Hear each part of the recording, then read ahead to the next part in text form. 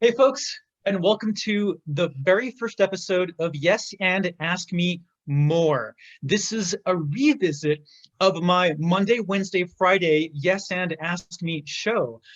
We've got so many people asking us to extend these shows much longer because the Monday, Wednesday, Friday show is roughly about 35 to 45 minutes.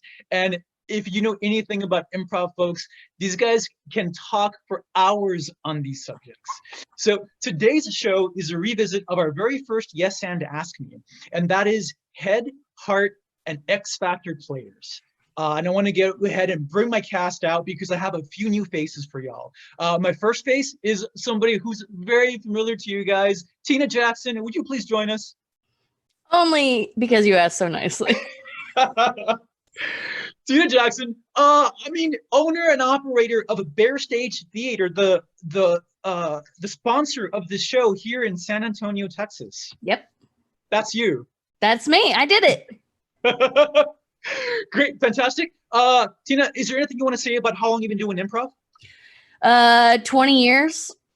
So a lot of experience from Cleveland, Ohio, to Grand Rapids, Michigan, to Chicago, Illinois, to San Antonio, Texas. That's, incorporates the last 20 years of my life and where I've been doing improv. Wonderful. Thank you for joining us, of course. Can't wait. And I can't wait to hear some of that experience in this discussion. I'm going to move right ahead to my next player. Channing Winchell, would you please join us? Hi. Channing, could you please give us a little bit of background as to how long you've been doing improv? Sure. I started at the beginning, the first week of January in 2019. So close to a year and a half. Still a baby. Yeah. Still an improv baby. Oh, yeah, for sure. I'm an improv baby too. And actually, you and I are improv babies together because you and I were in our first level 1 class at Bear Stage together. Yes, all the way through the end. And I remember having the end. We can't to the end. All the way through classes. All the way through the Bear Stage program. Channing, you and I have taken so many classes together. We've performed together. We've taken workshops together. So I can't wait to pick your brain on some of these topics. Thank you for joining us. Thank you for having me. Clint Taylor, would you please join us? Yes, I will. Clint, you and Tina, and I'll get to Kevin in a little bit, but you and Tina were two of the original members of the panelists from the original Yes and Ask Me show about Head, Heart, and X Factor player. So I can't wait to get more into your brain on this one. But give us a little bit of background, reminder as to how long you've been doing improv.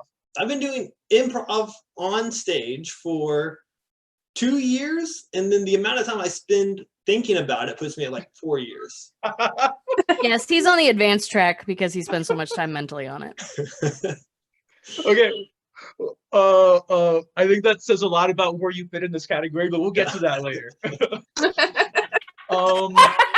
That's so true. Matt Hall, would you please join us? Yo. Matt. Hey, Matt. So, Matt, thank you for joining this this panel today. Can you give us a little bit of background as to how long you've been doing improv? Coming up right on 2 years now. Yeah. So started a little while ago over the summer, and it's been a fun journey since. So we were talking about this before we went live, but just like me and Channing were in our first level 1 class at Bear Stage together, you and Clint were in your first level 1 class at Bear Stage together. Is that right? Yeah. Me and Clint and the next guest too. The next guest, well, let me go ahead and bring him out. Hey, Kevin, come on out here. Okay. Yeah. Okay. Hey, Kevin, can you give us a little bit of background as to how long you've been doing improv? Like everyone else, I'm also a little baby, little tiny microscopic improviser, just about 2 years. Yeah, okay, good deal. I think we should all discount ourselves because we've only been doing things a year or 2 years. That's still a significant amount of time to spend as much time as you guys have doing improv.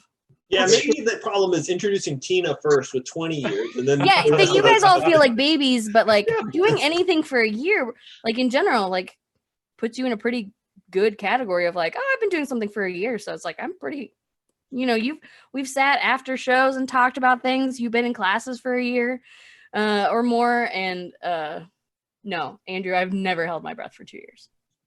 It's a long time to hold your breath. So you have, been doing something longer than anybody can hold their breath. And I want to underscore that because before we went live, we were having a discussion also about all of the improvisers that have taken classes at the training center at Bexar Stage that Tina's in charge of, and who have left the program and no longer do improv anymore. So there's a certain amount of flotsam and jetsam that exit the improv community, and then there's folks like us that at least make it to the 1.5, 2 year mark, and hopefully longer. True. So, Tina, today's show is Head, Heart, and X Factor. It's a revisit. It's one of my favorite topics. All right, so let's see if I got this right. Well, you correct me where I'm wrong. Good. All right, so if I recall from our original show, now I can't tell you you're wrong because it's just what you recall. I know exactly. A head player is a thinker. A head player is the guy or girl, person who gets on stage and is really analyzing their decisions from a very analytical perspective. Yeah, they're looking at choices that they make on stage as the most logical move, the most logical or intellectual next step. After this must come this because logic. Yeah. Okay, all right. That's the head player. Then we have heart players. And it almost seems as if these two are as opposite ends of the spectrum.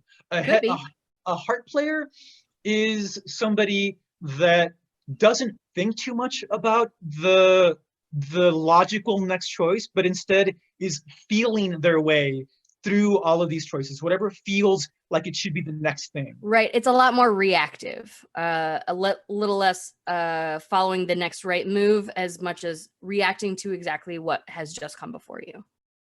Okay. The line of dialogue or the action taken or a glance or a look. It's a lot of hyper listening and reaction is the heart player typically. Hyper listening, reaction, not a lot of logical thinking about that reaction. I wouldn't say not a lot of, because I still think, what any of us are doing is thinking through the scene as we do it. But the action that comes typically comes from a place of reactive versus intellectual right move. Okay. So it doesn't mean that they're not thinking. It just means that they're reacting from a different position. So we have the thinker, we have the gut reactor, feeler. Maybe. Yeah, the feeler. Where does the X Factor player fit into those descriptions? It can fit in anywhere. The X Factor is just, I think, the outlier. I think most improvisers fall typically into more of a head or a heart box, if you will. Although labels are stupid. But but when we're talking about head and heart players, I think most people typically fit into one of those more frequently. And the X Factor can be a lot of different things. I do think that's a little bit more of a gut player, where it's just like, my gut says an accent is necessary here, so here it comes.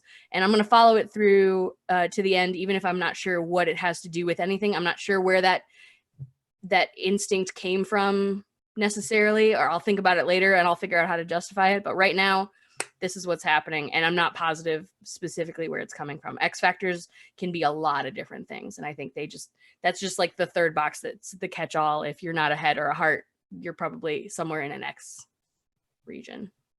Okay, all right. So the next part of this discussion is going to be why any of this is even important. One thing that I'm super surprised about, actually, is as I've been talking to all of these different improvisers, not just in the San Antonio area, but in the greater Texas area, I've heard so many improvisers say labels are bullshit. It's as if there's a certain, they take offense at having to be boxed into some category, whether it's head, heart, or X Factor, whether it's a certain term, whether it's long form and short form. I'm just so surprised at how offended some improvisers get at these topics, at these labels. Well, I think I think in general, people don't want to be called something and like defined without their permission. So for me, like I always say, typically these are the way things look to me, and this is how I typically define these things. But whether you like it or not, those labels exist. So I use them. So Clint, you have taught several level 1 classes at Bexar Stage. Do you find it useful to identify your students as a head player, heart player, X Factor player? Does it help you in your teaching of them? I think it gets more useful as you get deeper into the program. And the reason for that is a lot of times people start off very much in their head when they start improv. And so therefore people are going to be categorized as head when they might be an X or they might be a heart. And so once you get into like level 2 or 3, then people really start finding their voice on stage, and their voice is a better representation of what kind of player they are. And I know that another teacher that I've learned a lot from, Brian, who teaches at Bexar Stage, does use the categories to help teach. And he has like specific recipes of like, oh, if this person is X Factor, I know I'll follow this recipe so that I can fix or highlight whatever it is about them. And same for heart and head. I don't have those recipes maybe yet. I would say, just to piggyback on that I do use head, heart, and X to figure out like who's going to work well together, who is going to be more receptive to different kinds of teaching.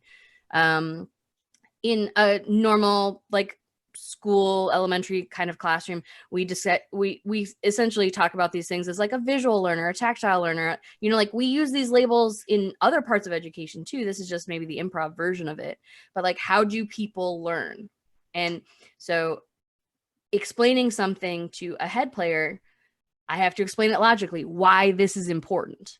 Heart players, I'm like, you just got to feel it. And they're like, okay, well, yeah, well, I'll do whatever you want, because I'm just reacting to the moment. And X factors can fall on any part of that spectrum. So I think understanding where they fall on this spectrum really does help me as a teacher, and I know helps Brian, and like we've talked about that a lot. But I think it's an important part of teaching to understand how your students will learn or pick up information, because it'll help you figure out how to speak to them in a way that you can communicate your lesson most effectively. What I now think, for a better answer to the question from my perspective, is it's beneficial to the students to then be put in a category, and it helps them understand why they are playing in a certain way. For example, I had an X Factor in a level 1 class that really struggled to mesh with the rest of the group, and he struggled to understand why he just couldn't get on the same page. And then by sharing with him that there are these 3 types of categories you can fall into as an improviser, and you, I think, are an X Factor, and that comes with its set of benefits, but it also comes with a set of challenges you got to overcome. And the same can be said to a head player, to help the head player feel better about why they get stuck in their head of like, oh, I'm this type of player and I need logic. And so then they can better understand themselves for self-teaching. No, I think that's absolutely true. Hey, Matt, I saw you nodding. What do you think about that? Oh yeah, I mean, as I think more of on the head side, being able to know why I'm struggling, if I'm struggling with something. Yeah. It may not totally help me fix the problem, but at least I can justify the problem. So, I enjoy being sometimes put in a box. Which is interesting because nobody likes being put in categories, but at the culture at Bexar Stage, we love the conversation about head, heart, X, and everybody like wholeheartedly embraces what they get categorized. And maybe that is going to Tina's part. They have the chance to categorize themselves too. Yeah, I think it's a self-identification as much like I can identify in a level 1 who's going to be a head, a heart, and an X generally. And I'm generally pretty right. And some of that comes with just experience of like seeing different improvisers grow in their experience. And this student really reminds me of this other student, and they turned into this really beautiful heart player or whatever. So some of that certainly comes with experience. But I think I do think it's beneficial to understand yourself. It's self-awareness. in how you learn, how you receive information, what you're doing on stage. And then it'll help you too in realizing what, if I'm a heart player, which I typically am, like, what are some things that I lack as a performer that a head and an X player play better than me? And how can I work on those skills to stretch myself, right? If this is my comfort zone, how can I use these skills that they typically have fun with on stage that don't come as naturally to me? How can I work on these skills to broaden my perspective? And I think understanding what you are helps you figure out what else you need help with. Channing, you're nodding too. What do you think about that? I definitely agree that a lot of the categorization is just about self-awareness. Like, I think obviously anybody can throw labels onto you, but when somebody who's very skilled at this is able to look at somebody and say, this looks to be your skill set, and these are all the things you could do with that, and these are the way you could stretch yourself, I think that's really beneficial. As someone who does not totally know what category I fit into, I wouldn't say that I struggle with that, but I still benefit from knowing what other players are, because that will help me play with them. If I could see how they're coming at something, it's like, how do we reach the same point of understanding? How do we communicate with each other? How does this person think? Yeah. And that helps me more than anything. Yeah, I love that. I love what you just said. As a way Understanding of how somebody understanding. thinks. Yeah. Understanding how somebody across from you on stage thinks can help you play better with them. Yeah. You're understanding where they're coming from, or why, sometimes they'll come up, like somebody will surprise you on stage with something. You're like, I never saw that coming. But, when you're playing with Kevin, love you, Kevin. When you're playing with Kevin and he throws something at you, I'm expecting it, because whatever unexpected thing he throws, I don't know what it's going to be, but I know it's going to be unexpected. I know I can't predict what he's going to say or do. So I'm ready to catch whatever ball he throws. And it just means I'm out there in the outfield, metaphorically. Which of us plays sports? And ready to catch whatever ball he throws, because that's what I signed on for when I signed up to play with Kevin. Yeah. So I don't Channing, know why anybody would sign on for that, but okay, Tina. I mean, it takes 20 years of experience. Kevin, I love it. I love playing with you, and so do actually every one of us on this panel love playing with you. Absolutely. It was like kind of warming up over a gradual period of time, because my moves are not logical in any way. Well, I think we can speak to that too, Kevin. What was your level 1 like for you? It was from me your forcing perspective. ideas down everybody's throats, and everybody like hating it when I walked into their scene, or me initiating and everybody just being like, what the, just sticking on the back line the whole time. It's just a monologue now. I don't know what the... No, I love that. But I mean, I have to say though, Kevin, I mean, I don't know how much of that was specifically because you're an X Factor, because I can get irritated with a head player. I can get irritated with a heart player.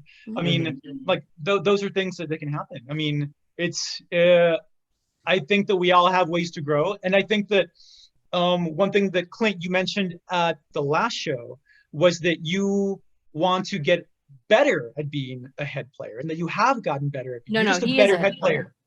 What's that? I'm sorry. Yeah, Kevin. But Clint, you said that you wanted to be, that you got better at being a head player over time. Yeah, that is true. I did say that about because head players are logical, and the way Tina described it is we look for what is the next step that works, and sometimes it's the next logical step, and sometimes it's the next humorous step. But you learn those steps through experience, and so I said I became a better head player because I got more understanding of what the correct step is. And so it's not at all surprising that, Kevin, you become a better X Factor player over time. Yeah, but like you were talking about earlier, knowing what kinds of players your scene partners are doing, or the kind of offers that they would normally respond to, and you can sort of anticipate how a scene will progress. That I think labels are very helpful and decidedly not bullshit in some instances. In some instances, yeah. Decidedly. decidedly not bullshit. I've decided. I'm sorry. Over. And I think actors are really like, I think the only thing that you have to be really good at is yes-anding, is just accepting the premise that they throw out there. And then I think it's not too difficult to try to meet that sort of understanding. But if you struggle with that at all, then it can be really difficult for somebody to get on the same page. So what I think like an underlying lesson there is that your head plane, your heart plane, your X factor plane shouldn't interfere with that basic instruction of yes-anding your scene partner. Yeah, absolutely. Yeah, I think it really maybe more what the label does is decide how you yes and, not whether you do or not. It's just how you naturally respond, what your and is going to be, right? The yes is just, yeah, whatever you threw out is exactly what is true and happening. And the and is just how you respond to it, right? Whether that's from an emotional place like a heart player, whether it's from a more logical place the way a head player would, or whether it's something completely different, which an X factor might. And I think the and is how you respond. And that I think goes in a lot of different directions, an infinite amount of directions really, because of the infinite number of ways that people can think about things. But so Channing, you mentioned earlier that you were having a difficult time identifying exactly what kind of player you are. Have you narrowed it down to two, or like somewhere in between these two, or could you be some like right in the middle of all three? I can't wait. This is exciting. I thought about this way too much free time. So I'm not entirely sure. I think I'm probably more like, I might have a touch of X Factor sometimes, but I think predominantly I'm one of the other two. But I might be somewhere like, I feel like I'm on a spectrum. I feel like I oscillate depending on who I'm performing with, because it will change my comfort level. Depending on how they play, I will feel more comfortable being more emotional, or maybe in a more heady space. Or if I'm not super familiar with somebody, I might be more in my head. But it even goes down to like what I'm doing right before the show. If I am doing nothing but just thinking about the upcoming performance, then I get in my head. If I'm doing something and keeping myself busy beforehand, then I'm able to be more responsive just in the moment, because I don't come in with a brain full of ideas. And so it really just depends. I think ultimately, I'm a little bit of everything. Let me just Channing, throw out yeah, one. Go ahead, you first. I was going to say, I just want to throw out one clarification point, is being in your head does not necessarily make you a head player. A lot of improvisers, especially who are starting out, will be in your head about whether I'm doing this right. Is this the right move? Am I, that doesn't necessarily mean you're a head player. It just means you're, less experienced, less confident perhaps, and working on, getting in your, trying to do something right. So being in your head does not necessarily dictate that you are a head player. Head players are more like when I'm talking about like being on stage and how you're reacting to the line right before you, or taking a suggestion or whatever, are you thinking logically about it, or are you feeling something about it, or how you respond to things. But being in your head is just a symptom of learning, right? Yeah. You're thinking about the thing that you're trying to do. It's For fine sure. to be in your head. Yeah, and I think maybe like I hate to use this word, but I'm kind of an empath, guys. I feel emotions. I feel like energies, which sounds really hippy dippy, but I do. So usually when I'm on a stage, and I struggle most with like initiations. I overthink that. I try to like analyze down into something that will be good enough, and I'm constantly questioning myself. But once I finally go out into a scene and it starts going, then I become pretty much just reactive. And so I think most of the time I'm probably more of a heart player that's stuck in my head. Channing, do you feel that the team that you're playing on, And the energy that you're surrounded by on stage influences the type of player that you are. Yes. Yes, 100%. I think Clint is that way too.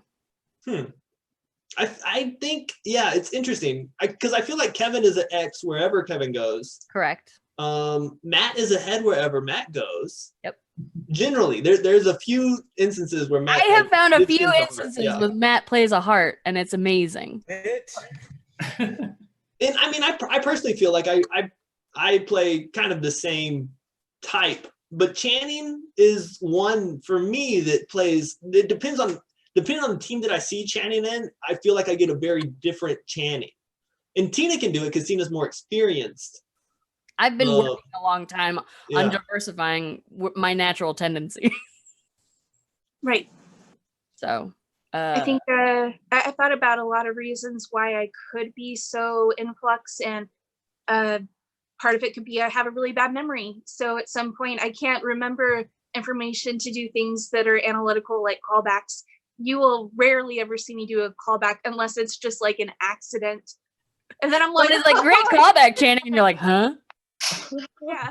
I'm like, I just stumbled upon that. That just happened. Fantastic. But most of the time it's just I can't remember all the moving pieces well enough to try to construct something. So I just devolve into reaction, if nothing else. You say devolve into I like reaction. devolving like it's a lesser. Like it's a bad thing. No, I mean, that's where you want to go. I feel like that's the safe space that improvisers have. If you have devolving, we're just hearts down here. Getting kicked around a little bit. It's like moving to a more like instinctual sort of like primal thing where you're not second guessing how you're reacting. You're just trying to like grasp down into the roots of whatever that character is and just like bleh. Here's an improv tip, a quick tip. Reacting from a place of emotion is never the wrong move. And here's why. Because you're never wrong about how you feel. Nobody can tell you're fucking wrong about it. Matt, I love this. Matt has a point. You're never wrong about how you feel because you can feel however you want, whether or not it's the right or wrong thing. I love that. Matt, get in there. Yeah, no, because I don't know if it's just the head side of me, but there are right reactions, or at least there's reactions that make sense in real life, you know? Which is, I think, what you're really trying to model most of the time. And so that's where I have that a point. Like, you know, what is going to be exactly right for this situation? Because I'm generally a not super reactive person. So like me finding that place of reacting is like, is this a normal reaction for other people? You know, and it's hard to judge that just from my head. I think I love that. In my mind, I don't think there are right reactions. I think there are normal reactions, right? Like somebody says, I ran over your cat with a car, right? The normal reaction is to cry and be upset. But like, how much fun is it, no matter what reaction you have, to celebrate, to judge somebody, be jealous of the cat, you know, like using any emotion at all is still the right answer because it moves something forward. Yeah. I don't think there is. I think there's a way that I think most people would logically react, which is, "Oh, my cat! I'm beside myself. I'm so upset." But any emotional reaction is always the right choice because it moves something forward and gives you. And you're like, "Why am I jealous of the cat that got run over, or jealous of the person who ran the cat over?" You know, like it gives you a new place to pull from. So pulling any emotion, I don't think is the wrong choice. Yeah, and I think the problem I run into in those situations is I'm typically looking ahead to see like, what are we building here? Mm-hmm. And so in adding in a different block, it's like you're playing Tetris, you know, you needed the straight line block and they gave you the S block.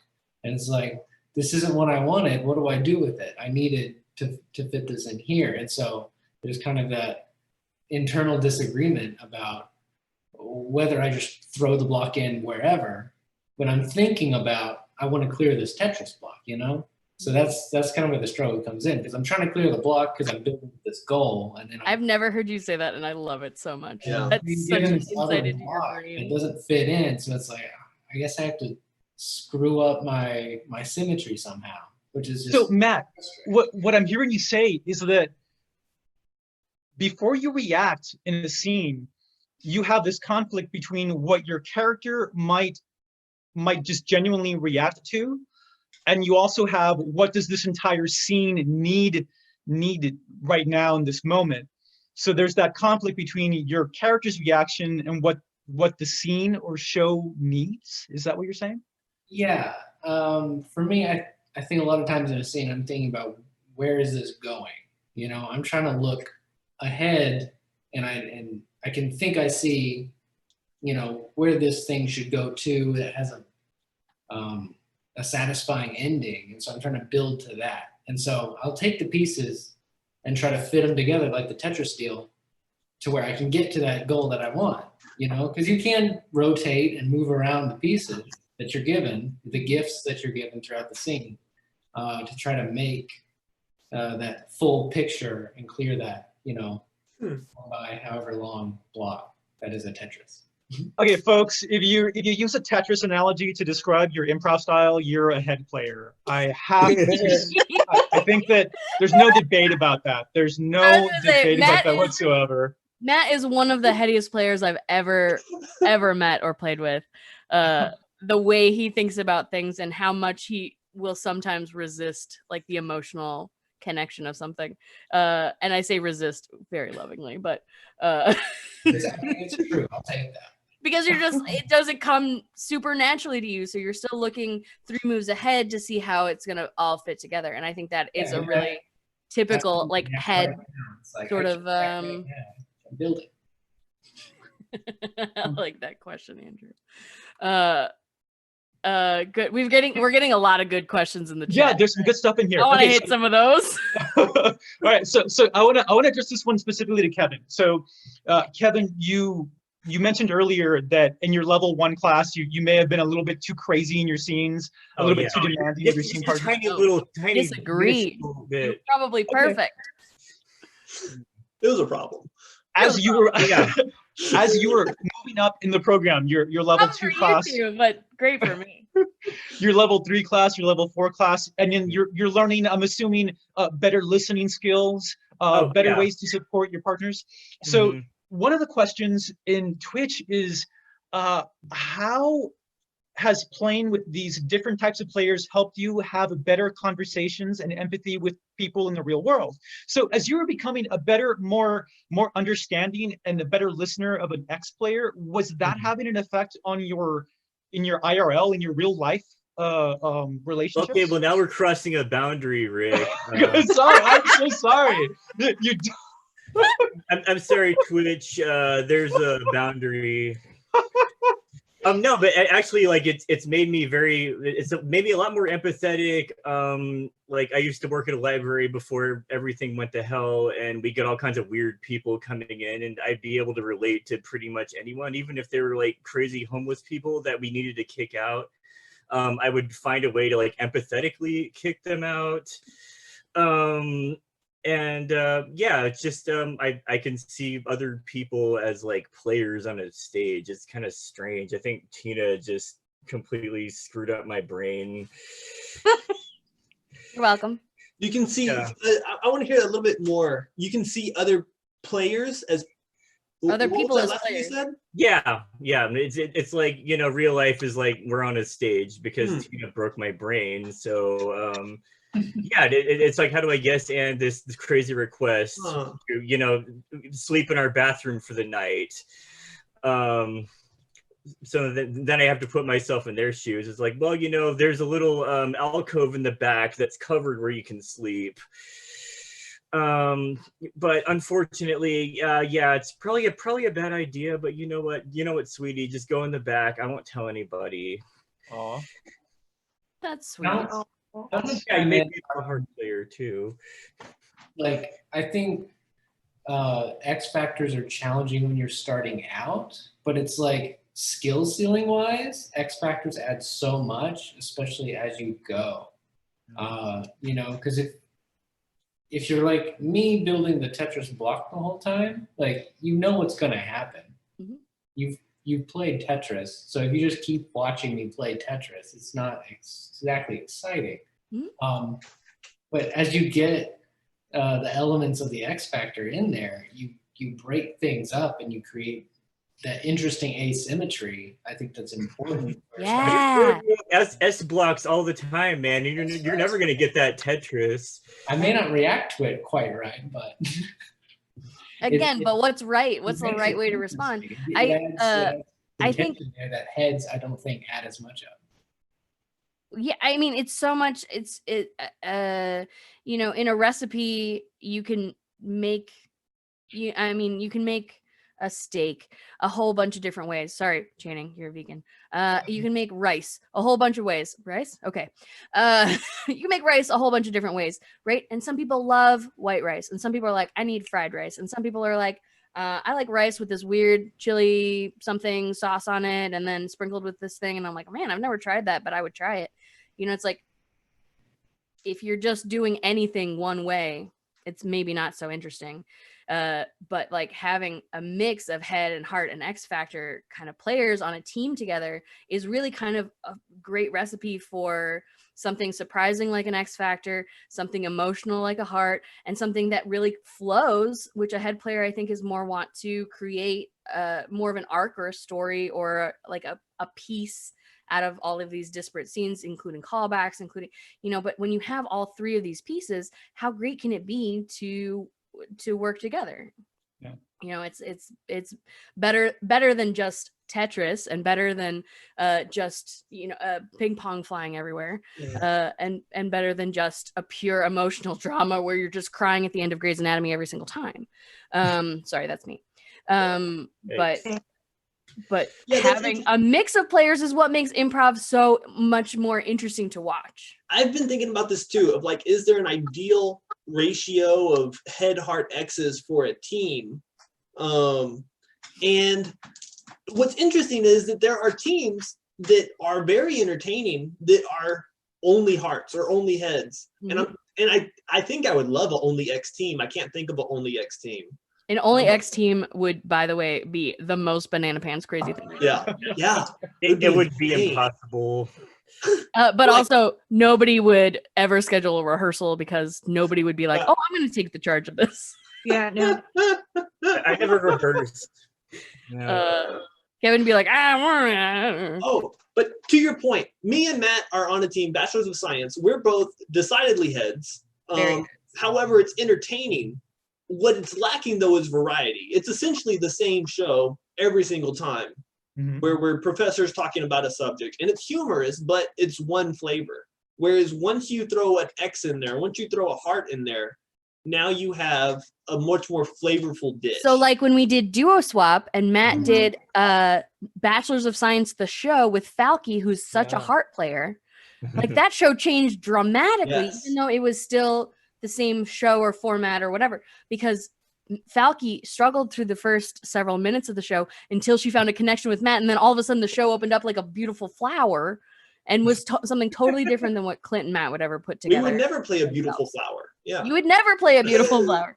But throwing Falky in a show that she was uncomfortable with, she made it more her style so she could get comfortable and put Matt on his toes a little bit. So he was as uncomfortable as she was. And then all of a sudden it was beautiful. It was really fun to watch both of you adjust to each other in that, because it's arguably a very heady format, which you guys both really love and I think do a really great job with. But throwing a heart in there or throwing Kevin in there, dude, sometime throw Kevin in there and like, let's see where that fucking lecture goes. Hysterical. I want to get to watch that one. Okay, so it'll be Clint and Kevin and Matt and I'll I'll take it. laugh our asses off. Yes. Okay, so Clint, you just described Bachelors of Science, which is your duo with Matt. So that's your comfort zone. I mean, that's another head player. You get that. You can get inside Matt's head. I've seen you guys perform many different times. Talk to us about your duo with Crystal Jackson that you had called Materials Alive. Now, I know Crystal to be an incredible hard player. Crystal in the chat was like, call "Oh her a hard no." player. Yeah. I love you, Crystal. I would say yeah. Crystal is. Oh, go ahead, Clint. No. You know what? The question was addressed to Clint. Okay, I'll take it. I shouldn't. Yeah, that was definitely an experiment in fusing both of us. In like, I wanted to play materials. I wanted to play objects, Things, not people. yeah. I wanted to play things which are far removed from emotion, and that's a very, I feel like, head kind of one and a little bit X of wanting not to do something very out of the box. And then Crystal is a heart player with a bit of an X herself. Yep. And then fusing both of those ideas of having extremely emotional objects was essentially the thesis of our show. Emotional objects that had to establish a relationship to each other. Okay. Did you find that it was frustrating to be in that scene with your head brain, head style? Did you find that it came naturally to you? How would you describe that experience? Certainly not naturally, and not frustrating because I mean, this was something that me and Crystal came together on, and it was something we both wanted. So there was no frustration, even though there certainly were times where it was challenging, and there were certainly times where it didn't hit with the audience. It wasn't frustrating because we were trying something. So it was an experiment rather than an entertainment venue, perhaps. I think it was a great freaking exercise. Yeah. And some of those scenes really were so exciting to imagine, the inanimate objects in your room really having feelings for each other. It was a very sort of X Factor idea with a heart element of like building a relationship and a head element of what could they possibly have in common, or what differences would they have, so I think it was a really interesting mix of head, heart, and X, because Clint, I think in my mind, you're a head X hybrid, and Crystal is definitely a heart X hybrid. I think she describes herself as a heart player. I think she said that in the chat even earlier, but she's a head X, because how many times Channing during Kisses and Fists has Crystal super surprised you on stage? Oh yeah, so many times. She's a very surprising player. Yes. But she comes from this really emotional place. So I would say, yeah, I think heart, but she's definitely a heart X. And so you guys found a weird commonality in the X part of it, of like, this is weird and we're both on board, but came at it from different directions to try to find your medium. I loved watching it because Clint, I would see you perform in all of these shows where you got to be the head player that you wanted to be, and you got to practice your headspace there, right? But watching you, in some cases, struggle a little bit, developing that relationship and showing some emotion, I thought it was really fun. And it reminds me of what you said in the other show, that you want so much to get better at the other ones as well. I mean, you have that teacher-student mindset that you really want to be able to master all of them. One thing, Channing, now I'm going to direct my attention to you. One reason why I've had such a hard time thinking about what you are on stage is because I think that you have such a natural diversity in your performances. One of them that I want to highlight, this happened last year. I think you were in Tiny Mama, and it was one of the early performances of your group, Tiny Mama, which, by the way, Clint is in. Kevin and are both Kevin's on. in. Yeah, exactly. For almost the entire show, the full 20-minute show, you were a kid sitting Indian style, playing with like toys or blocks or something, and you never let up. You were so convincing the entire time. Sometimes there were other characters, sometimes having dialogue and discussion, but I found myself just looking, like directing my gaze right to you. You were so enthralled that you pulled me into the scene, and it was understated, but yet so impactful. It pulled me right in.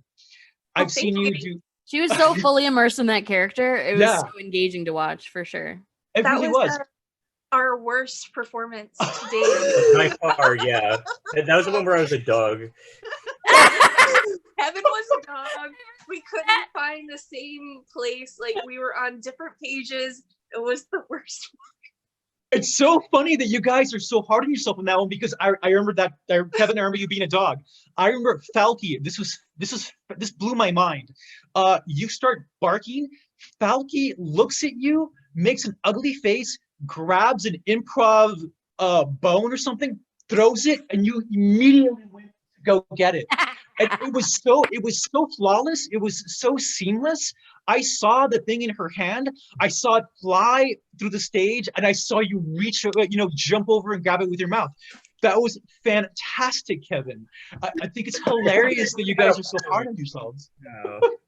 Well, hey, even the worst show, I'm not saying that yours was. I'm just saying even the worst show has redeemable moments and qualities. I mean, there's something enjoyable or fun about it.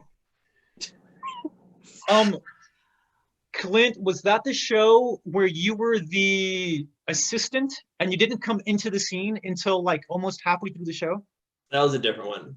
Oh, okay. I believe tried to fix it by like doing the imagination, and then we were all like on the Millennium Falcon or something. It was our worst show. I didn't want to talk about what I played. I didn't want to revisit that anymore. Fair enough. Fair. Oh no! I didn't really know what was going on because I've never seen Star Wars, and so I was like in a confused space. I was like, I'm just hanging on, trying to survive. This You're like, show. I'm just a kid playing with toys. Yeah. I said, reacting emotionally is never wrong. You can just live in that emotion, and you're not wrong about your feelings. All right. Well, in addition to a very understated a role that I've seen you play, Channing, I've also seen you do these great big vomit scenes on stage, give birth on stage. You sometimes take on these really big characters that take up the entire stage with the personality and the your articulation. That's why I've had a hard time classifying you because I see you bounce around to everything. Yeah, it's because I have no discipline. No, I'm just kidding. I think you just have a really wide range. True. Yeah, I like everything. I want to try all the things. I think there's something super admirable about that. I think one of the reasons I think you're so hard for us to define or put in a box or whatever is because you're still finding your style, your voice. Yeah. And I don't think there's anything wrong with that. I think there are so many people that I can really peg right off the bat, head, heart, X. The minute I met Kevin, I knew, right? Because there's just something about how people interact or work. You know, I can generally tell who people are, but you have remained a mystery to me and Brian, and like we've talked about you. Is it time to get out the chart? Can we get out the chart now? Oh yeah. Oh, let's get out the chart. Let's do it. Matt, let's get out the chart. All right, chart time. right, I want one of you guys explain the chart. Clint, would you explain the chart, please? Sure. Let's see. It's not in screen yet, so I'm in screen for me now. Okay, there's 3 points of the triangle, and we had originally envisioned head, and Tina had originally envisioned head, heart, and X factor as like 3 separate categories that you could be in, but by putting it in a triangle and on a plane, now you could occupy more than one category. And so, for example, you're not only a head, you could be a mixture of head and heart, or you could be a mixture of all 3 if you're in the very center of the triangle. Right. So, Tina, would you say that's true for all of us? You mentioned earlier that Clint might be a head X. Clint's for sure a hybrid. Okay. And I think we're all on a spectrum. I think it's very rare that somebody is purely a heart and does not play head or X at all. But that most people gravitate toward one of these 3 things as like a predominant one, but that they can fluctuate and move throughout their experience and career or whatever, that they can move on this plane and find a new spot to live. So we pulled out the chart, and so we can all graph ourselves. Well, we're working on Clint right now. So, Clint, where do you Matt, belong, Clint? is that where? I would pull a little bit more away from heart, closer towards the perimeter. Yeah, like I think that's accurate. Yeah, somewhere around here feels right. Like it's like a zone. Right, because he tends toward X Factor more than he tends toward heart, but he's still very much closer to head than anything else. Yeah. Right? Good. So I'll go next. I'm more heart, and I'm leaning toward head now. So like I think, but I've got a little. I guess I've got a little X sometimes. I wouldn't say I'm too close to the perimeter. I would go a little further toward X Factor, but I would put myself a little bit more central. Yeah, probably more like that. Oh, okay. Feels like where I live. Matt's got to come next. Matt's just living right on top of head. I think Matt tips over towards heart. Yes, But he he's on the does. peak. I agree He's with on you the peak of the completely. mountain. Yes. More towards the peak. He's in the snowy part. No, I think there's more heart in that than he would let on. So I would put him a little bit closer. It's come out occasionally. It hasn't come out a lot. Like it can be there. The circumstances just have to be right, I guess. But Planets have to align. where I want to live, I want to live down here. He's very much comfortable in the head region. Head region? Sure. But I do think that as any of us grow in experience, that we move away from those poles and try other stuff. And I think in shows like Designated Driver, we've talked about, which is me and Clint and Matt, that they who are super head players do tend toward heart when their inhibitions are down, right? When we drink too much before a show, which is the point of the show, for the record, that they tend toward these heartier elements. Which is because you're talking about inhibitions are down. I think another way to get inhibitions down are just comfort level. And so like when I played with you, Tina, like the improv crush that we did, I felt hearty, and that was because I was comfortable on stage in feeling that kind of whatever choice I made was the right choice. Yeah. For sure. Yeah. Comfort is part of it. And inhibition. Yeah. I mean, inhibitions come in a lot of ways, shapes, and forms, right? But the hurdles that you jump over in your mind to get comfortable, the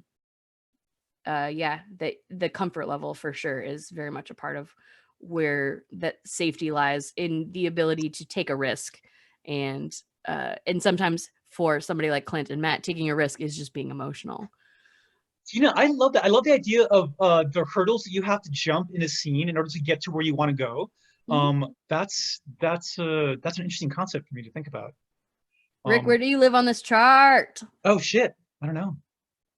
And Channing and Kevin.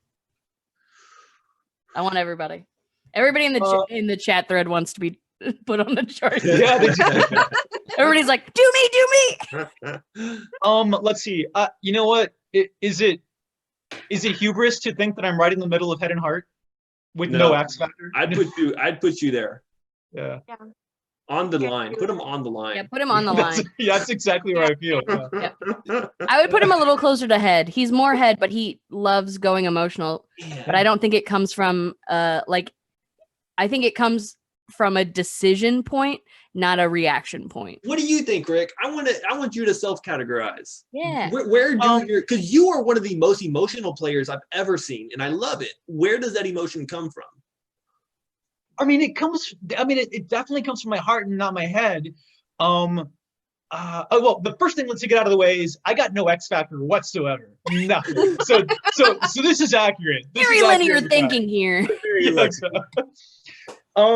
But I think Tina has a really good point that when I do get emotional on stage, when my character gets emotional, it's calculated.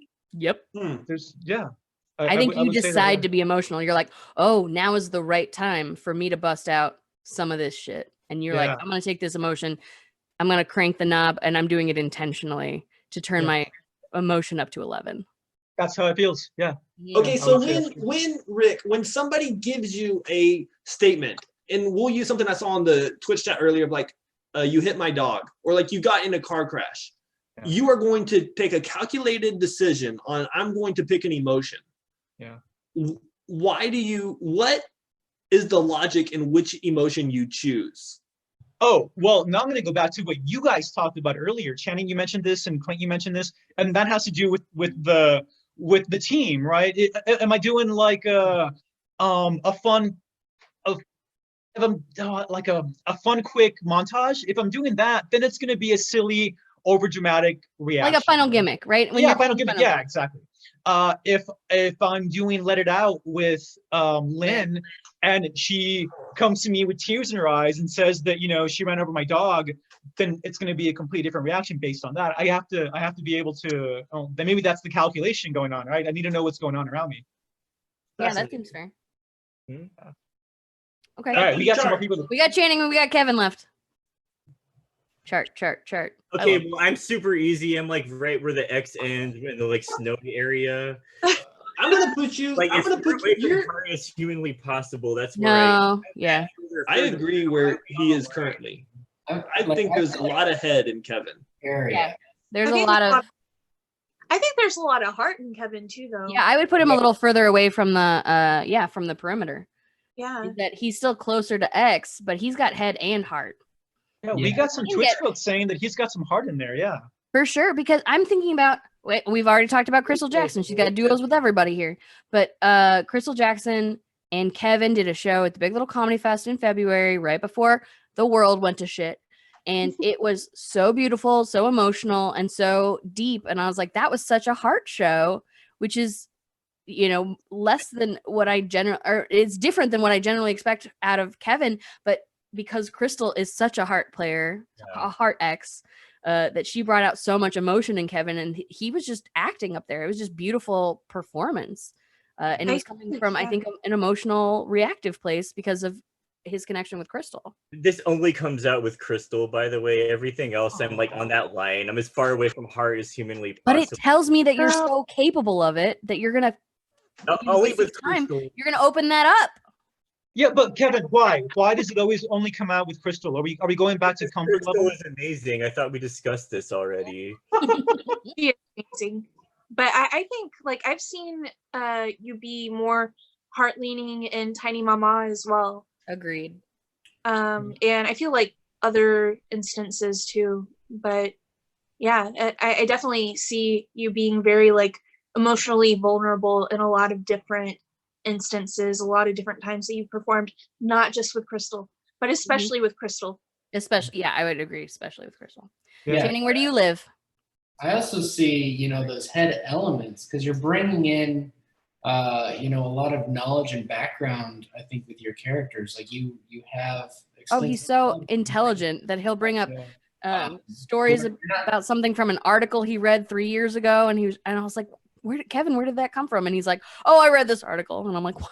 My brain like retains trivia. I love that though. It's so like scientific facts and things. But it's so great to bring your natural intelligence to the stage with you. Matt does that. Clint does that. I mean, you guys all have different frame of reference experience-wise, but you all bring the top of your intelligence to your shows, and I think that's incredibly impressive. Yeah, and I think as you're being your character and doing stuff, that knowledge that you have about the things is informing a lot of those decisions in a very head way. That's cool. Yeah. Agreed. Thank you, dude. All right, Channing, you're up. I think I might be like slightly under Tina, but a little bit more towards the center. I don't know.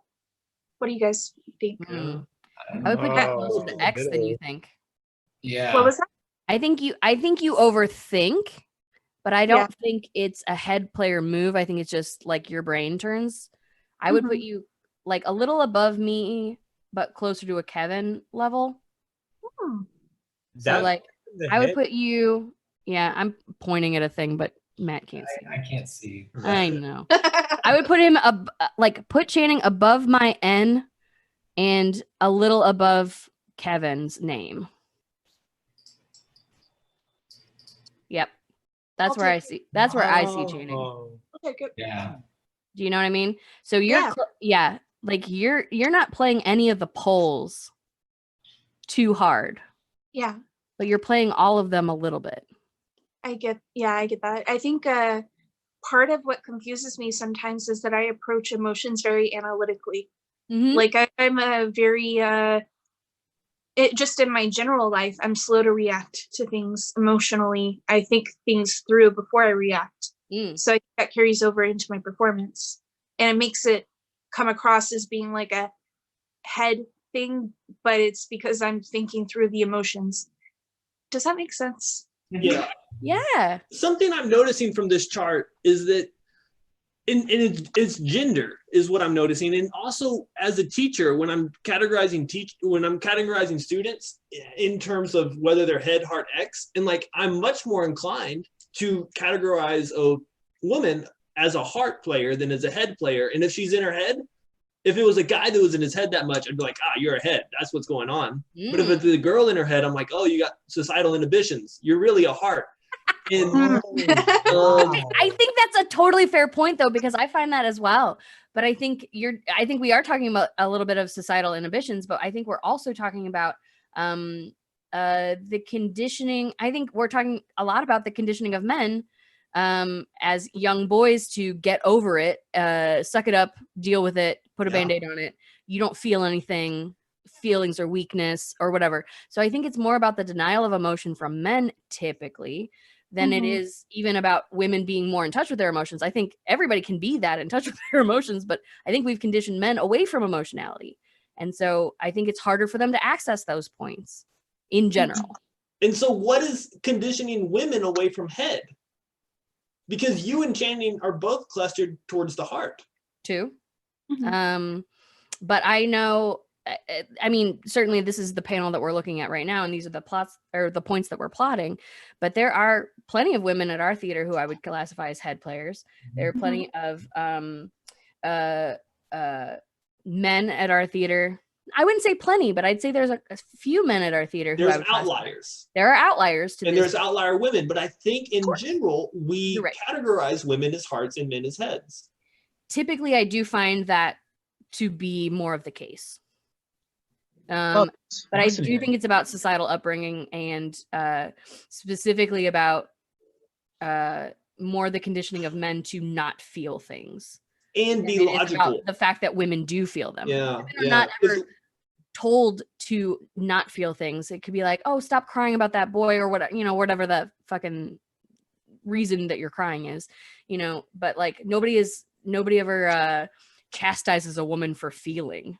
Not nobody. This happens. Relationships are ugly, but like in general, like women are allowed to feel things. They're allowed to cry and be more emotional, and men have to just kind of fucking soldier through things. And I think when we turn off our emotions, it's way harder to access them, even when we're playing grown-up make-believe. Even when the stakes of it are purely like what's on stage, is that I think in general men find more of an internal wall built. So I think, go ahead, Channing. I was just gonna say that I think a lot of men are kind of conditioned to kind of reject emotion as like a valid, like factual sort of thing, That emotions aren't logical. It's like there are a lot of things that happen because of emotion that are emotion fueled, or things that you have to take into account the emotions of everybody that it impacts, but those are kind of like rejected as a valid kind of point to a lot of like, so I feel like personally, I think I'm a very logical person. Like I have my degree in economics, I minored in statistics. I've always been a very logical person. Yeah. But at some point, like I've always also been very in touch with my emotions. So between the two, like when it comes to acting, I more defer to emotion because I still think of it as like I've always thought of it as like a valid way to propel something, or like a valid fact. I feel like whatever emotion is put out there in a scene, it's like a fact of the scene. And so I kind of use that as a way to plot my way through everything, I guess. So I would say that the image in my head is the sail. So if you're on a sailboat, your sail is your emotion in a scene, and it guides you and directs you wherever you're going. Yeah, absolutely. But that's interesting because somebody else might choose the logical, rational part of their brain as their sail to guide them through a scene instead of the emotional part. Yes. And Okay. I don't mean that in a degrading way in any No. way. It's just like there's like very much like a focus on STEM focus, especially for men, and not as much value placed on things like arts that are ultimately less valuable in terms of capital that it will bring to you. Not to make this like a whole anti-capitalist rant, but it's just That's a totally different 90-minute episode. yeah, that's a totally different thing. But just I think socialization wise, men and women are made to it still goes back to like men being breadwinners and women being more like able to focus on other things. I think it's like men have to focus on these things because that will bring in more money. Yeah. I think there is total validity to that in the conditioning of genders in general. This wasn't meant to be a gender study, but I do think that that's a valid point in how we do classify people in general. Yeah, but you guys hit on something else too, because now I'm thinking about Head, Heart, and X Factor in a slightly different way. So we just touched on how society really influences us and who we are and what we bring to our very first, level 1 class, level 2 class, level 3 class, and how that our entire life of being influenced by society then determines whether we're a head player, a heart player, or an X Factor player. Well, it's just your world view, your point of view is where you start from. It's taking you where you are and pushing you toward where you want to be, in this fantasy, world that we get to live in, this grown-up make-believe. It's like, who do you want to be? Now, none of the things that affect you at work need to affect you in improv, but your worldview, your point of view, where you're starting from is certainly how you can approach things easiest at first, and then you expand. I agree. So for the two educators, Tina and Clint, when you guys can see what a student is, you can see their classification, Head, Heart, or X Factor. Have you ever encountered a situation where somebody is disappointed to learn what they actually are? I think I'm disappointed in being ahead a little bit. That's good. Yeah. Good. Well, because you've been working at this point so hard to diversify to still be on more of a head spectrum. Are you talking about in general or In general and always? Because the point I made at the last Head, Heart, X conversation was that hearts play improv correctly. Heads do their best to imitate hearts. Because like Tina said, any emotion is the right emotion. Just play from that emotion. That's a heart move. Anything is the right thing. Heads are going to be like, what is the right one to do in this very situation? I'm laughing at Matt already raising an objection. Go ahead, Matt. Because I think it's a thing of, it's like, I guess, architecture. You can build something intentionally that looks and works really cool. Yeah. And I think that's true of improv too, that having that mindset of what you're building, and you can have a good structure and a good thing in mind that you can build to. Even if you come up with the design, at the start of the show, you can still build to it and still have it, I think, entertaining. Tell me what your perfect head show would look like. If you're playing with only head players and you're building now I'm going to make you think. You're only playing with head players and you're looking to build something intentionally. What is that something you're trying to build? For me, I think it's something that looks like, a really good episode of TV. Perfect. I love it. So now you're looking at an episode of a show that you like. I know you're a Seinfeld fan. So you're trying to build an episode of Seinfeld. And at the end, you're like, that looks like Seinfeld. That was the right, that's what I wanted to create. Scripted. Yeah. What you're saying is scripted. You want your improv to look scripted. Right. Write a play is what I'm saying. Because heads can write plays like nobody else. Of course. But, hearts can do improv like nobody else. I think the perfect head show, is just making it look as scripted as possible. That looks scripted. That's so interesting. Because I I have gotten that many times before. I used to play a slow comedy show called Kismet that was very emotional, like very emotionally based and very connected and very based on the chemistry that I had with my duo partner. But after those shows, I would very often get the comment from people about it looking scripted, but it came from such a heart perspective. So it's funny for me to hear you say that's just like your perfect head show looks scripted, because I've done like a scripted looking show coming from such a heart perspective. And my scene partner was a head. So like we head and hearted it toward a scripted look. But that's so funny to hear you say that's like maybe the intended goal. Yeah, and I think on the head side, it's more of like a kind of a plot line, not necessarily like narrative plot line, but just like a concept line that you can follow throughout the deal that, you know, ultimately ties back kind of deal. Ultimately, we all know we've got the same goal and we're looking toward some intended end. And then how can we logically get from A to B throughout the course of the show? I can see a situation, you have some initial problem and you get away from it. And then like a perfect ending for that is like you end up back in the essentially the same problem again and then end it there. Like that's a fun arc to me. That's so interesting. Because I like your pitch sounds good to me. I'd put it on stage. Let's do it. But like it's funny to think about that being like the perfect head show. I think that's Kevin, I don't want you to put this as representative of X players, but only as representative of Kevin. What is the ideal Kevin show? Yeah, Kevin, what's your ideal show? Absolute controlled chaos that somehow manages to like wrap itself up at the end. Tell me what that looks like a little bit. Give me a little bit more specific. I can't. Of course you can. Of course you can.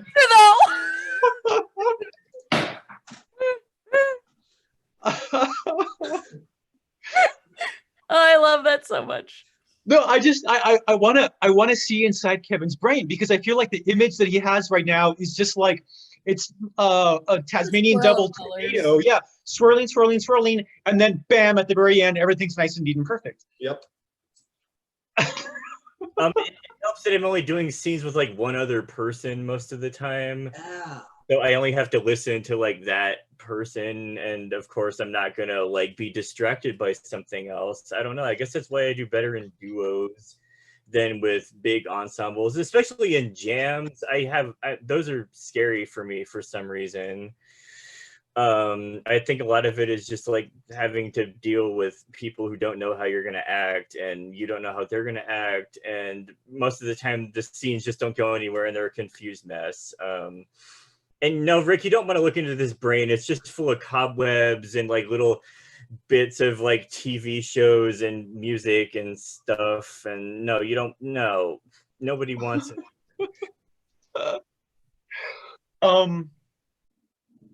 Okay, so Channing, I liked our discussion earlier about how our play styles are different depending on who we're playing with. What I want to know now, I'm gonna tweak that a little bit. You've been playing with Tani Mama for a while now, and you guys have been tweaking your form. How would you describe your performance with this group, Tani Mama, early on versus now? Well, part of it is just I've gotten more comfortable with everybody. But as far as my performance style, I don't think that X, Heart, any of that has really changed massively. It's more that I was just very shy at the beginning, and I'm still a little bit shy, just because everybody around me is an incredible performer, very experienced, more senior than I am. I could go on. That's all. We're just more senior. We're not better. Very slightly more senior. It still matters. Anyway, but I think I defer more to like filling in the gaps in some places. Like in Tiny Mama, we have, Kevin who's X, Clint who's head mostly, Steve who's mostly head, Falky who's mostly heart. So I think I kind of tend to be more of a heart player in that, just because it creates a more like full picture, and I think it helps propel things forward a little bit more because it just has more balance. So it kind of depends, but yeah, as far as like from the beginning to now, I don't think I've massively changed in terms of like, I think I was probably a heart player back then too, and I'm still predominantly a heart player now. I think you're a bolder heart player now. Because at first I had conversations with Steve about like, I have Kevin, me and Kevin grew up in improv together. Steve and Falky grew up in improv together. And then it's like we have these duos that got brought into the team. And then unfortunately, Channing didn't have a partner to get brought in with her. And yeah, we were worried about like, because you are such a bold player. You're an X, you're a heart, you're a head, you're everything. And then the first Tiny Mama shows and practices, you weren't comfortable with us, which is totally fair because we didn't really know each other.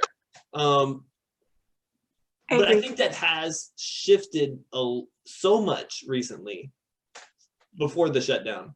I think we finally, because over time I've gotten more comfortable with everybody in the team for one, and then we finally found a form that we really liked that kind of I think I do well with a little bit of structure personally. Having a little bit of structure in place helps me be more comfortable, because like I said before, I struggle to come up with like scene initiations and stuff. If there's a little bit of structure, it helps me at least like eliminate a world of possibilities. And it helps me just those two things, especially that structure and being more comfortable with the people I'm playing with. Okay, so keeping with the group Tiny Mama, Clint, you have told us several times, and we talked about it earlier, that you want to get better at being an X Factor player. You want to get better at being a heart player. In your group Tiny Mama, are you using this group to get better at one of those, or is this? Man. I've learned so much from playing with Steve and Falky because they play such grounded heart improv. Even though Steve is very much ahead, they play heart improv. And so I know I made recognizable upgrades since working with Tiny Mama, just learning how they played and mimicking them and being comfortable in silences and being comfortable in reality.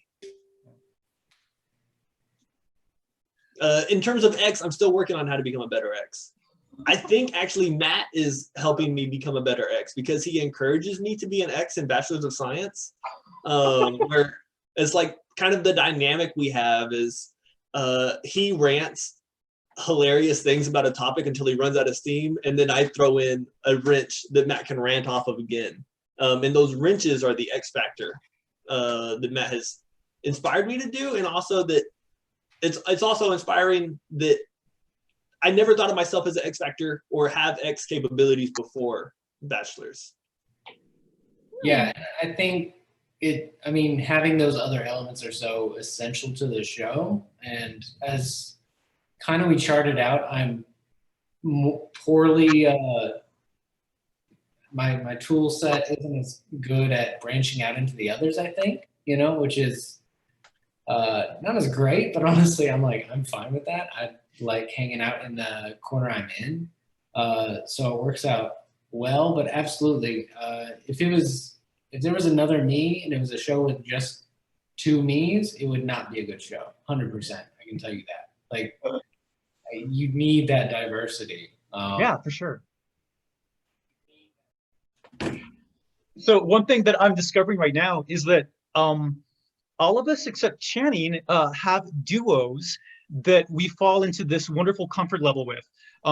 Matt and Clint, you guys have Bachelors of Science. Kevin, you and Jay have Friendship Mystery Solvers. I have Let It Out with Lynn Thomas. But Channing, where is your duo? Where is your comfort duo where you get to fall into that perfect comfort zone and have that cathartic experience up on stage? I don't have one yet. Somebody needs to hop on. I'm gonna need to step up for you, Channing. Oh yeah, you're gonna yeah. I, No, you're I, gonna get love letters. Yeah. I definitively put, like plans to maybe have a duo with a bunch of different people, but it's never really quite come together, mostly probably because I overextend myself and never have enough time normally. But now's a good time. That's cool. So I didn't realize the duo situation until just now we're talking about this. And Tina, you mentioned that, just a little bit off topic, I think I heard you mention sometime that Tina, can you hear us? I think she's frozen again. I think Tina's frozen. Oh my goodness. Okay. But let's collectively answer the question for Tina. Oh, so all right, great. So here was the question, but I'm not sure. I think we're kind of too new to be able to answer it. My question was this, and that's that I think Tina mentioned to us once that the duos that we have at Bear Stage in the San Antonio community is a little bit abnormal for an improv community. That typically you have these troops or teams, but when Bear Stage started doing Improv Crush, where one member of the community got to crush on another member and perform scenes together, someone they hadn't ever performed with, that duos kept popping out of those. Hey, Tina, are you back with us? And she's connecting her audio right now. I just thought that was really interesting. I personally, I think that it has to do with the relationship building that we really focus on in the San Antonio community. I think that's one of probably that's what we prioritize pretty much over I don't want to say over anything, but that's one of our main priorities moving on through the Bear Stage teaching curriculum. Tina, you with us? Yeah, I'm back. All right. Is it the storm? Is it getting out the storm, baby? I'm on my phone now, so I won't come out. I got a tornado warning like right now. I know. Yeah. All right. Well, maybe that's time. That's our call to end the show. But I want to let does anybody want to give us any final words on head playing, heart playing, X Factor playing? I guess I would just say like embrace who you are and use whatever you identify as to help propel you into embracing yourself as a performer, and then also embrace like what other skills you admire in other people and figure out what you'd like to focus on to keep expanding. If you are comfortable where you are on that beautiful chart that Matt made, great. And if you want to learn or grow more, I think there are great ways to identify what players you identify with and then help move or propel you toward perhaps one of the other poles if you are interested in moving in a different direction as well. I think that's the biggest takeaway of this discussion, that identifying what you are, a head player, heart player, X Factor player, is a learning experience. It helps you understand, and Channing, you mentioned this, your strengths. It's your toolkit. Understand what you have available to you. And then like Tina mentioned, then you can expand and grow from there. Folks, I want to leave us on that thought. I want to thank all of my panelists right now. I'm just going to give a big blanket. Channing, Matt, Kevin, Clint, and Tina, thank you guys so much for joining us on this show. I had a lot of fun revisiting this topic. For all of our Twitch users, I'm so sorry. I can see that some of y'all, your internet's being cut out too. Thank you all for joining us as well. I hope you liked the extended version. I had a lot of fun with this discussion for sure. Another one, Rick. What's that? Oh, the other one is going to be next month. I don't know which one it's going to be, but if you guys want to vote or throw some information out there of which one you'd like to revisit, please let me know. I would love to take that into consideration. We decided June 14th, I think. We're going to do an extended. June 14th, yes. I believe that is it, yes. Same time, same channel? Yep, 7 o'clock. Great. Excellent. Let's see. Folks, let me do a little shout out to all of the improv theaters around the country right now. They're not just hurting because of the storm, they're hurting because of quarantine. And that means that not a lot of people are going to improv right now. I'm sure you guys feel it if you're part of the San Antonio improv community. If you live someplace outside of San Antonio, do some research, go online, find your local theaters, your local improv theaters, and find a way to support them. If you're in the San Antonio area, you've been to Bear Stage, or you find this show interesting at all, go to bearstage.com, and there is a donate button right there on the front page. Folks, thank you all for your time. It's raining outside here in San Antonio, so stay dry, and I hope to see you guys soon.